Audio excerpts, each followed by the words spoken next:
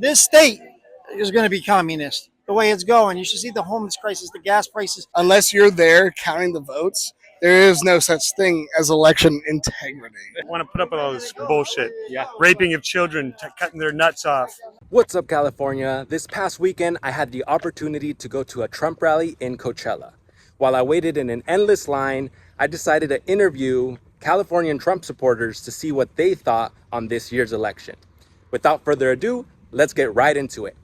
Oh, why is it that you're voting for Trump this time? What made you change your mind? Because of the corruption that I see in the Democratic Party. I think this is corruptifornia, and Gavin Newsom. We just need change. Yeah. Inflation's crazy. Yeah. Everything's tripling, and I wish I would have voted for Trump last time. My first time. First time. What made you change your mind? Just obvious things like the way life is going, people changing their sex. Like, what the fuck is going on? It makes no sense. It makes no damn sense. Look, the gas prices are out of control. Come on, man. If you have any common sense and you're a normal human being, you would know that it's fucked up out there. It's just not worth it. Look, Trump 24, man. Fuck Kamala Harris. Esta es la segunda vez. Segunda vez. Yo he sido la apoyada de Donald Trump desde el 2016, pero no estaba segura si quería votar por él. No voté por él en 2016, pero el 2020, el 2024, claro que sí vamos a votar por Donald Trump. Necesitamos que los ayude porque nosotros somos conservativos, nosotros somos latinos que creemos en trabajo, en Dios, en la familia, y tenemos que votar para rescatar nuestra nación. Why do you think that a lot of people like me are like switching and want to vote for Trump, especially here in California? Well, I can say I'm no longer from California. I escaped this place, so Okay. I live in Arizona now. But if you look at the shirt, DEI, that's right there. That what they've done to this country, right there. That's why you're looking at it. You're looking at all the craziness, transgender bullshit. Sorry if I'm No, you're good. You're good. I mean, they've taken everything we believe in. I am one quarter. My grandmother's from Argentina, and she taught me the values of Latin people. And I assume you're Latin. Yes. You guys are Latin people are very conservative, and they don't want to put up with all this bullshit. Yeah. Raping of children, cutting their nuts off. That's my opinion. Bizarre. It's bizarre. Absolutely. What do you think? The more you try, the more you're punished. The more you don't try, the more crime you do. You get given everything, basically. So that's what's going on. We're completely in an upside down world right now. Nothing makes sense, and it's time to get the hell out of California. I think everyone has woke up and has seen what's going on in our neighborhoods and what's going on with our paychecks, and none of us really getting ahead. So I think this is obvious. This is why America's changing their minds. The way this world is going, we're going to be communist. If this country, this state is going to be communist the way it's going. You should see the homeless crisis, the gas prices. It's just insane. You can't even, if you want to make your opinion heard, as of me being a Trump supporter in LA, you're totally the outcast. It's just not livable right now. You know, my oil change the other day cost me $130, which is absolutely ridiculous. I'm sure John has something to say. Just the price of living is just ridiculous. That's it. Well, it's easy. We've had 12 years of Democrats that have been running this country of the last 16 years, and only 4 years out of that was everybody prosperous. The country was safe. There was no new wars. Everybody was thriving. Everybody felt fantastic until the COVID China pandemic came along, and it ruined everything for everybody. Had nothing to do with Trump. It had everything to do with some overseas crap. So Trump 2024, baby. That's right. That's right. What concerns you most about Kamala presidency? Open borders. Kamala is all about open borders. She's ready to open everything, let anybody from anywhere come in. The biggest thing that concerns me is that the biggest problem that we already have is already here. We need Trump to come into office so that he can secure everything, start all the programs that we need to do to make our country safe, because we have a huge possibility that somebody's already here. If Kamala becomes president, it's going to just open up the floodgates for more opportunities for people to come into this country and create more problems than we already have. We cannot allow that to happen. Absolutely agreed. That should be a mugshot of Kamala, not Trump, right? 100%. They accuse this man of trying to do political opposition and locking up his opponents, but that's what they're already doing to him. Everything that they accuse this man of is something that they've already done to him. So anything that they say is what they're guilty of. Occam's razor, baby. It's the easiest possibility, okay? Anything that they've accused him of, they're guilty of. I really think she's not for any kind of American values. I don't think she's even for the American people. I think she's just terrible. She said she wasn't going to change anything. So why the hell would we vote for that? We've already seen what Kamala presidency would look like, right? Yeah, according to her. Would you have done something differently than President Biden during the past 4 years? There is not a thing that comes to mind in terms of, and I've been a part of most of the decisions that have had impact. The fact that she can come on and be interviewed and say, hey, what is something different you would do from the Biden administration? And she says on camera, absolutely nothing. That's the most concerning part about it. Yeah. She's got 3 years in office, almost 4 now.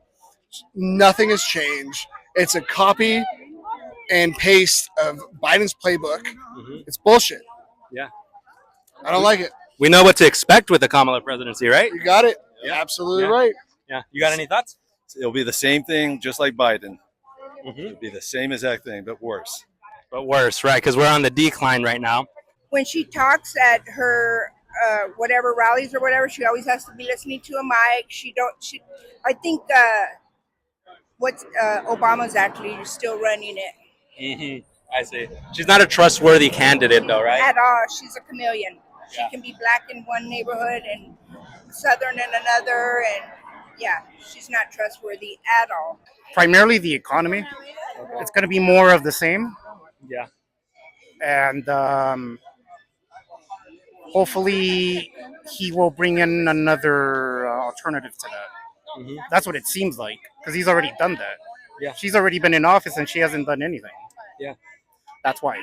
I think we're also in a unique spot where we see what a Trump presidency looks like, and then Kamala, which Yeah, is it's kind basically of an Biden. awkward position to be in. So you could retroactively look back and be like, oh, wait, we already did it. She's already here and nothing has changed. And they just keep blaming everything on that and that and that. And it's just... No self-accountability. No, it just becomes a little old. You guys are not doing anything and you guys are counting on people being fixated on the negativity towards Trump. Right. I mean, yeah, he does say some stuff sometimes that is kind of like, what? But for the most part, it's just BS. How do we have a candidate that nobody voted for? Yeah. That's what I'm trying to figure out. And why is nobody complaining? That's another thing I can't figure out too. Why is anyone voting for this person that nobody fucking voted for? Wake up, people. And they still claim that they're the fighters of democracy. Everything they claim to do, they're already doing. Right. They're worried about Trump, that he's going to politically assassinate his opponents. What happened to him? They politically assassinated him. They put him through all these trials, a lot of them completely bullshit.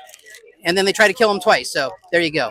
But it's the Republicans that are a threat to democracy. Okay. Trump is mirroring what you do. You mirror and you put on your opponents. Yeah. It's called mirroring. She's not competent to lead a country, especially America. Competent? She's not, bro. She's not even on this earth. You know what I mean? You're absolutely right. She doesn't have no place in there. You know, like, let me run for president. Let me be the president. I'll make this place America more than great. Justin 2028. There you go. Yeah, Justin 28. Hell yeah. Justin 28, guys. Northridge, baby. What's made you stay in California rather than fleeing? We've talked about it.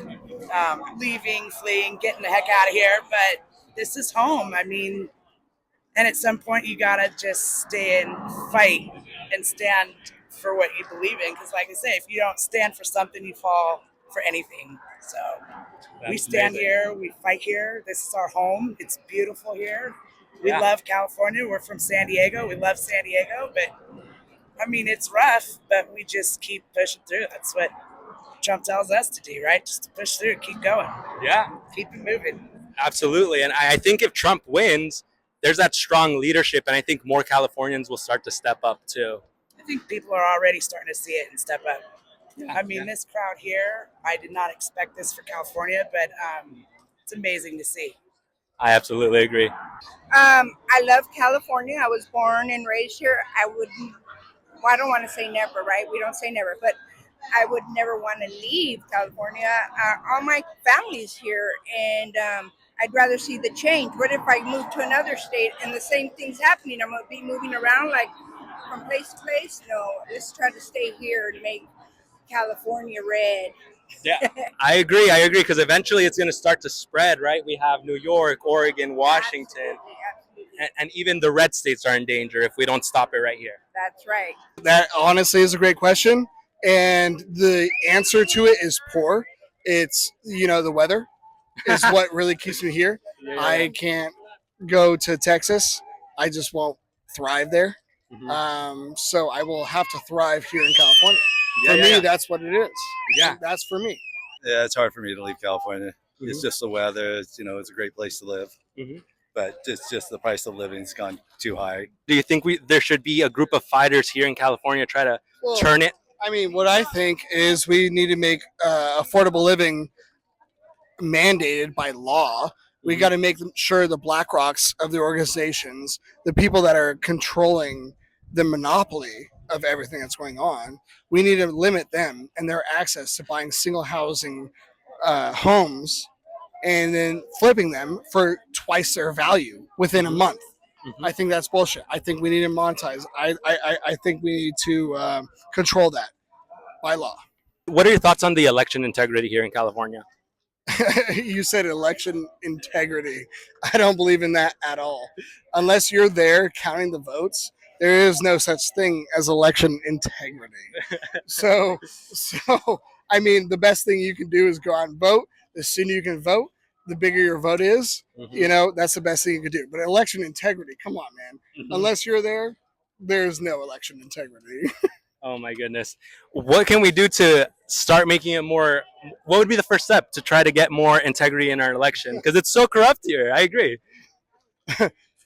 Drain the swamp. There we go. We got to kick out the Democratic politicians. I completely respect and understand leaving California, but what can we do about taking? A part of me doesn't want to give up this state. It's an amazing state. It's a really hard thing to stay and fight, or you want to leave. But really, as long as the Democrats have a supermajority and they continue to push these crazy progressive policies, San Francisco is a great example. It's literally burning to the ground right now. And they go, let's just keep going. That makes no sense. So until we start voting these people out, there's enough registered Republicans in California that if you just went out and voted, we could take it back. That's what it's going to take. When they don't have the supermajority, then you can stop the bullshit. The school system, the colleges, I mean, they've all infiltrated, that whole ideology has infiltrated all of our institutions, and that's been a big problem. So I don't know if that can be, it's like once you go so far down the road, you don't come back. That's where I've lived my life all in California, and I can't believe I have to say that the way out is to get the hell out of California. It's awful. It all starts from the top. So Gavin Newsom, and I had that before Trump did. Gavin Newsom is the problem. You need to replace the top. The governor needs to be a Republican. He needs to veto everything, and you need to vote everyone out who has this progressive socialist agenda. You get a balance, and we can change things. You want to change things? Get involved in ballot harvesting. That's exactly what the Democrats do, and that's why they get the votes. Ballot harvesting. We got to start doing it. We take their tactics. That's one step to doing it. Get involved. Recall people who you don't agree with. We did it. I did it for Gavin Newsom. At least we got an opportunity. Larry Elder should have been our governor, but that guy Newsom, they stole it from him too. Ballot harvest. Do it. What makes you stay here in California? A lot of people decide to just flee the state.